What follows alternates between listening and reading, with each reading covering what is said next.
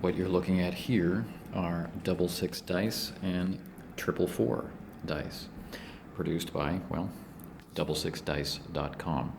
This is one of those Kickstarters that it seemed really simple at the beginning, but kind of exploded out of control, and I really have to give a lot of respect to the person who ran the Kickstarter for not panicking, for remaining completely clear, transparent throughout the entire fulfillment process of the project.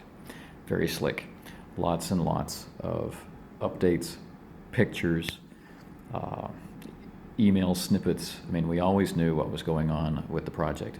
And I'm among the last group of backers to get there, since I'm in the international category. And so that meant my dice went from China past Korea to, North America, and then have come back. So, what will be available in the store, which will be doublesix.com,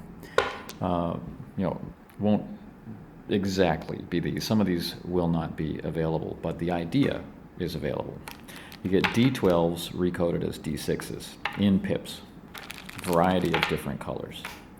You have the Triple Four, which is 3 D4s on a D12, and there's several different patterns and colorations available. If you make a larger order, you'll get a dice bag, and there are different dice bag options to go for. There was this kind of cotton bag and a satin bag. I don't know what will be available on the store, but that was kind of nice. So the Kickstarter was for what's called the classic Double Six. This is like a slightly off-white with black pips. I'll show you those in a second. And then in the end, I opted for a mixed bag. So I'll show you some of those, so you get a sense of what the different options are. These are the classic. You can see they're numbered, or well, they're pipped from 1 to 6 twice.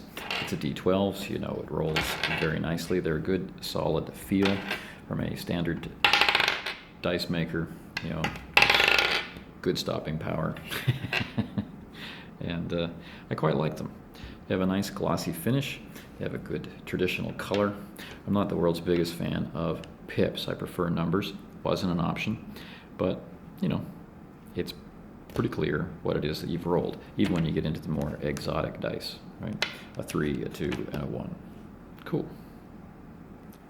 While some of the dice have predictable names like the classic, others have names inspired by the backers, such as the Monty or the Otaku or the Jazzy Bear. And that was a fun part of the backing process. And hopefully those people have gotten their dice and are just as pleased with them as I have. Looking at the mixed bag, you see it's a real mixed bag. All sorts of different colors. I quite like these ones. I'll have a lot of the red glossy ones. Blue marbles are okay, the green marbles.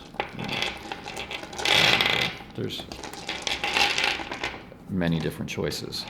This was a limited run, so it was available only to backers, as were the greens for the Kickstarter backers. Colors like these were in smaller quantities, but more typical color choices, there are a lot of them.